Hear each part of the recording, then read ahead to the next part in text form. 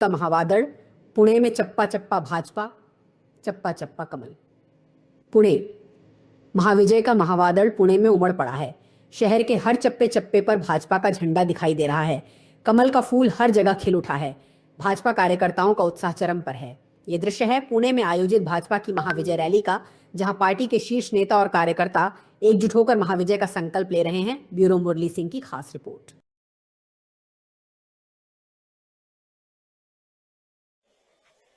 यांना मानवंदना अर्पित करतो। लहुजी वस्ताद साळवे यांच्या चरणी नतमस्तक होतो। आणि आज या ठिकाणी मंचावर उपस्थित असलेले आपले केंद्रीय राज्यमंत्री मुरलीधर मोहोळजी, मंत्रिमंडळातील आमचे वरिष्ठ सहकारी चंद्रकांत दादा पाटील, शिवाजीनगर विधानसभा मतदार क्षेत्राचे अतिशय कार्यक्षम आमदार सिद्धार्थ शिरोळे, राजेश पांडे, रवींद्र साळेगावकर, योगेश बाचल, श्यामराव सातपुते, शैलेश बडदे, सतीश बेहरट, अशोक लोखंडे, अर्पणाताई कुऱ्हाडे, शारदाताई ओरसे, आपल्या प्रभाग क्रमांक 6, 7, 8 आणि 12 चे उमेदवार आपल्या अनुभवी असलेल्या रेश्माताई भोसले, हरीशजी निकम, निशाताई मामातकर, सायलीताई माळवे, आमच्या विनायक आबांचं काम पुढे चालवणारे असे सनी निमण,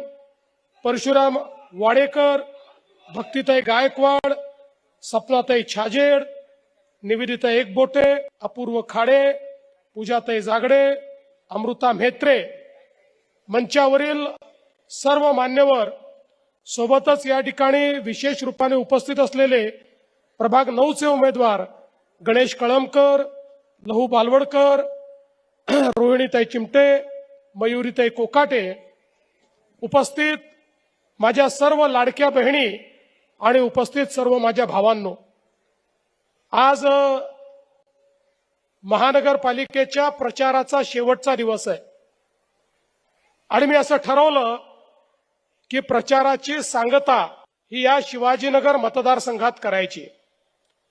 याची 2 कारण आहेत। पहिलं कारण असं आहे की अर्थातच शिवाजीनगर मतदारसंघ म्हणजे आपल्या आराध्य दैवत छत्रपती शिवरायांच्या नावाने असलेला महाराष्ट्रातला एकमेव मतदारसंघ आहे आणि म्हणून मी हा निर्णय केला की इथे आपण ही सांगता करावी। पण त्यासोबत या ठिकाणी सांगता सभा घेतली तर आपल्या सगळ्यांचा आशीर्वाद मिळतो आणि भारतीय जनता पक्षाला बहुमत मिळतं आणि म्हणून मी ठरवलं हीच जागा आम्हाला शुभ आहे, या ठिकाणीच आपल्याला सभा घ्यायची आहे आणि म्हणून या ठिकाणी या सभा घेण्याकरता मी आलोय। खरं तर ही निवडणूक पुण्यात राहणारा दीन दलित गोर गरीब आदिवासी, पुण्यात राहणारा ओबीसी, पुण्यात राहणारा सामान्य माणूस या प्रत्येकाच्या जीवनात परिवर्तन करण्याची निवडणूक आहे आणि भारतीय जनता पक्ष गेले काही वर्ष माननीय मोदीजींच्या नेतृत्वात सातत्याने एक नवीन अशा प्रकारचं पुणे तयार करण्याचा प्रयत्न करतोय। पुण्यामध्ये आधुनिकता यावी, पुण्याचं दळणवळण चांगलं व्हावं, पुण्यामध्ये राहणारा जो गरीब व्यक्ती आहे, झोपडपट्टीत राहणारा आहे, या ठिकाणी वेगवेगळ्या प्रकारे आर्थिक दुर्बल आहे, अशा सगळ्या लोकांना आपल्याला जास्तीत जास्त सोयी देता येतील, त्यांच्या जीवनात आपल्याला परिवर्तन करता येईल, या दृष्टीनं सातत्याने आम्ही प्रयत्न करतो। खरं म्हणजे मला या निमित्ताने सांगायचं आहे की काही लोकांना असं वाटतं महानगरपालिकेची निवडणूक म्हणजे गल्लीबोळामध्ये दादा तयार करण्याची निवडणूक आहे। ही गल्लीबोळातला दादा तयार करण्याची निवडणूक नाही आहे, ही शहराचं भावी नेतृत्व तयार करण्याची निवडणूक आहे आणि म्हणून या निवडणुकीकडे गांभीर्याने पाहिलं गेलं पाहिजे।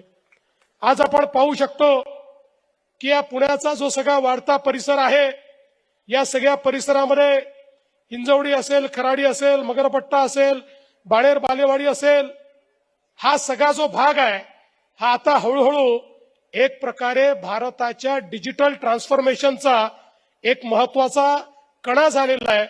आणि आता या ठिकाणी केवळ सेवा देणारं नाही तर निर्मितीचं शहर म्हणून देखील या पुण्याकडे आपण सातत्याने पाहत असतो. आणि म्हणून एकीकडे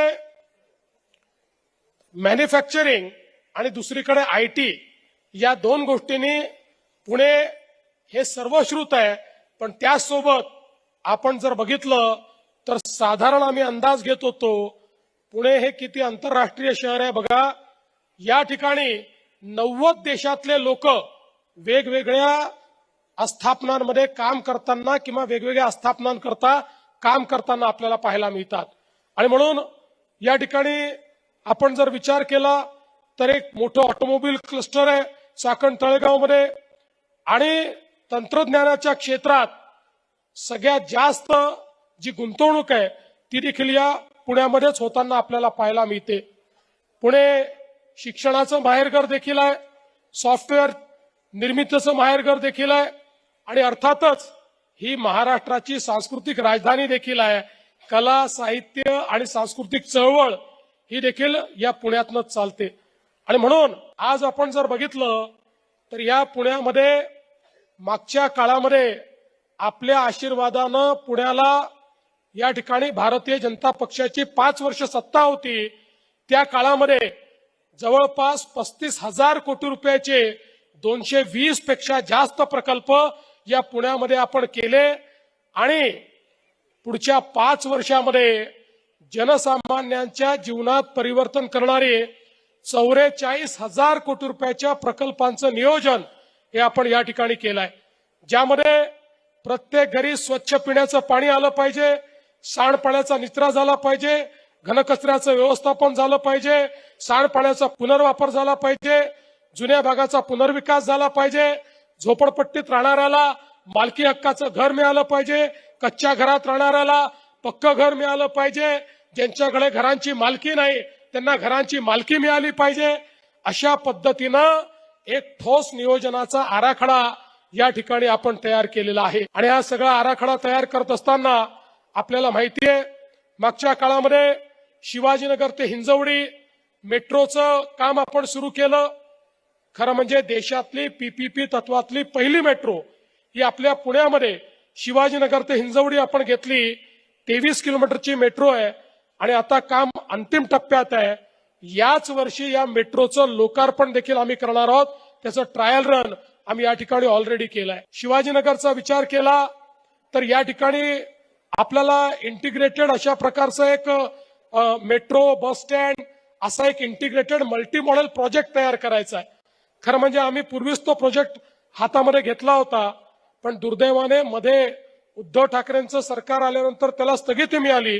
पण आता त्याला पुन्हा आपण मान्यता दिली आहे आणि पुढच्या काळामध्ये एक अतिशय चांगला मल्टी मॉडेल हब म्हणून बस स्टेशन असेल, मेट्रो स्टेशन असेल, सगळ्या प्रकारची कनेक्टिव्हिटी असेल, अशा पद्धतीनं हे काम देखील आपण या ठिकाणी करायचं आहे.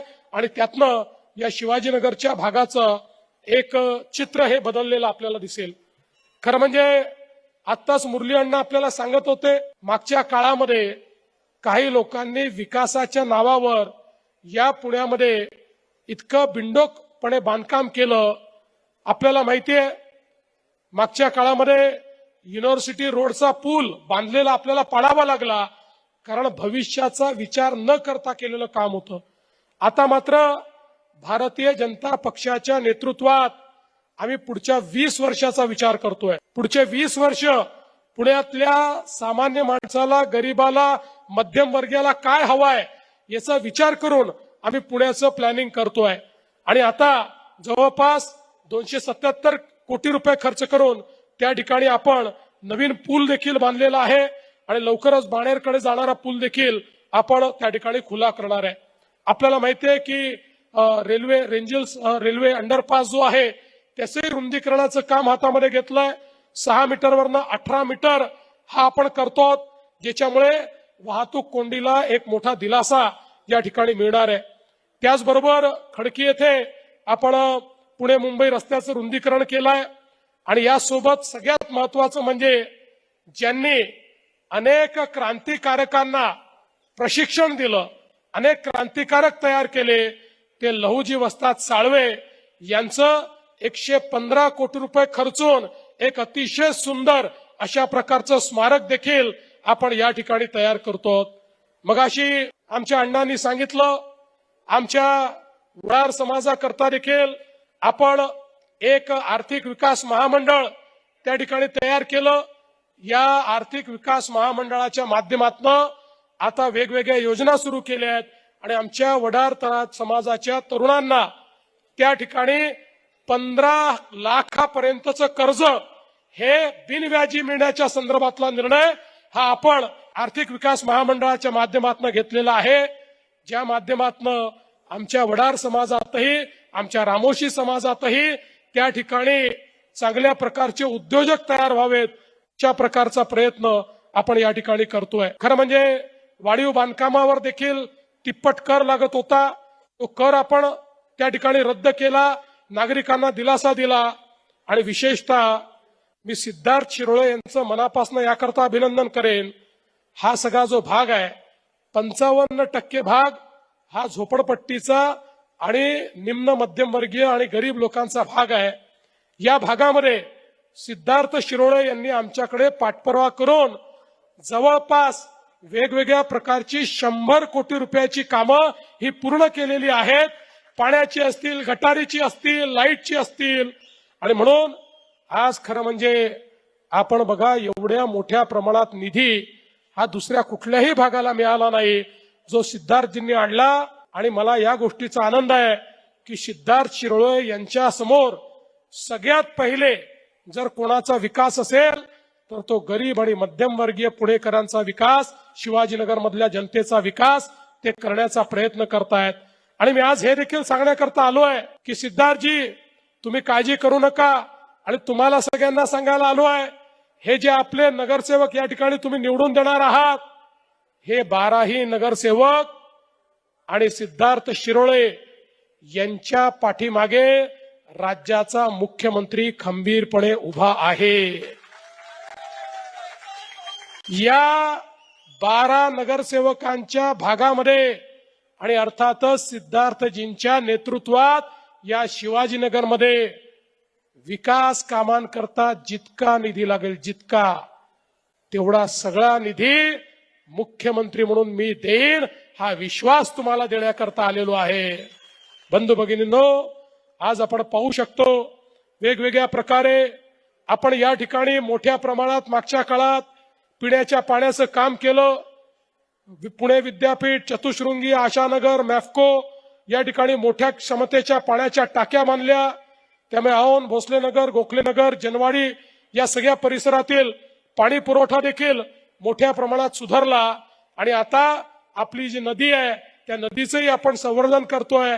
विशेषतः मुळामुठा नदी संवर्धनासाठी 4700 कोटी रुपयाचा आराखडा तयार केलाय आणि पुढच्या काळात एक निर्मल आणि अविरल वाहणारी अशा प्रकारची ही नदी आपल्याला पाहायला मिळणार आहे।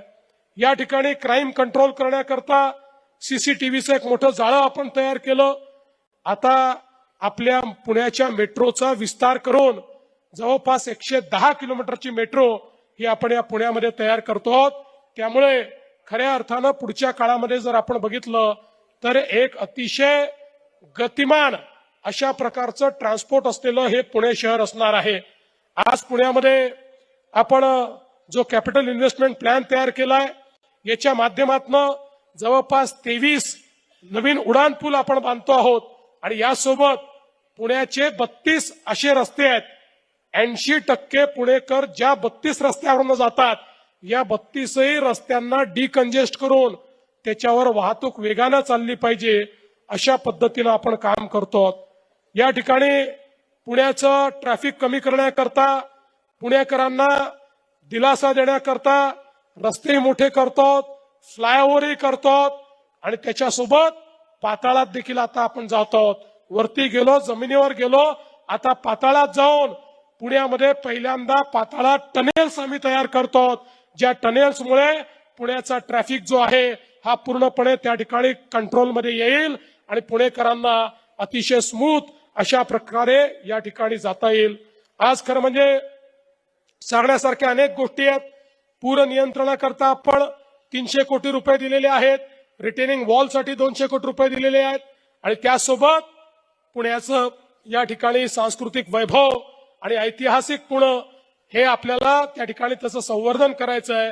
आणि म्हणून महात्मा फुलेवाडा आणि क्रांतीज्योती सावित्रीबाई फुले स्मारक भिडेवाडा या ठिकाणी 200 कोटी रुपयाचं काम आपण करून ज्या महात्मा ज्योतिबा फुलेंनी आणि क्रांतीज्योती सावित्रीबाई फुलेंनी महिलांकरता शिक्षणाची दारं पुन्हा उघडी केली, त्यांचं अतिशय उत्तम अशा प्रकारचं स्मारक त्याच ठिकाणी आपण करतो. बंधू भगिनींनो, खरं म्हणजे मला कोणावर या ठिकाणी टीका करायची नाही.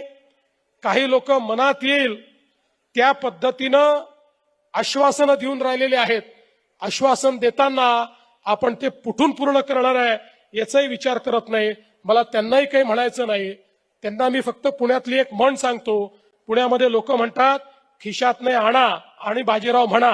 अशा पद्धतीनं काही लोकांचा जो काही व्यवहार आहे त्याच्यावर मी कुठली टीका करणार नाही. पण मी तुम्हाला एवढंच सांगतो, आम्ही लोक कसे आहोत, आम्ही जे सांगतो ते करणारे लोक आहोत. तुम्ही बघा, मागच्या विधानसभेच्या निवडणुकीमध्ये आपण सगळ्यांनी आम्हाला प्रचंड बहुमत दिलं. रेकॉर्ड जागा या ठिकाणी भारतीय जनता पक्षाच्या निवडून आल्या. त्या निवडून आल्यानंतर काही लोक म्हणू लागले की आता भारतीय जनता पक्षाला कोणाची आवश्यकता नाही. आता हे भाजपवाले पहिलं काम काय करतील तर लाडकी बहीण योजना बंद करतील.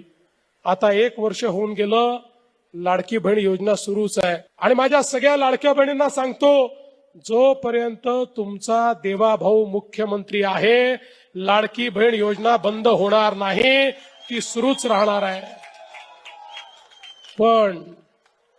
पण या ठिकाणी आमदार साहेब, मी तुम्हाला सिद्धार्थजी एवढं सांगू इच्छितो, माझ्या लाडक्या बहिणी तुमच्या सगळ्या नगरसेवकांना जिंकवून देणार आहेत. पण जिंकल्यानंतर माझी अपेक्षा काय आहे तेही सांगून देतो. जिंकल्यानंतर माझ्या लाडक्या बहिणींना केवळ लाडकी बहीण ठेवू नका. माझ्या लाडक्या बहिणींना लखपती दीदी करा, लखपती दीदी. आता मोदीजींनी लखपती दीदीचा कार्यक्रम आणलेला आहे. आणि तुमच्या माहितीकरता सांगतो, महाराष्ट्रामध्ये 50 लाख लाडक्या बहिणी लखपती दीदी झाल्यात. अजून 50 लाख होत आहेत. पुढच्या 4 ते 5 महिन्यामध्ये 1 कोटी माझ्या लाडक्या बहिणी या केवळ 1500 रुपयेवाल्या लाडक्या बहिणी राहणार नाही, वर्षाला 1 लाख रुपये कमवणाऱ्या लखपती दीदी होणार आहेत. आणि म्हणून निवडून तर तुम्ही येणार आहात, महापौरी बसणार आहे.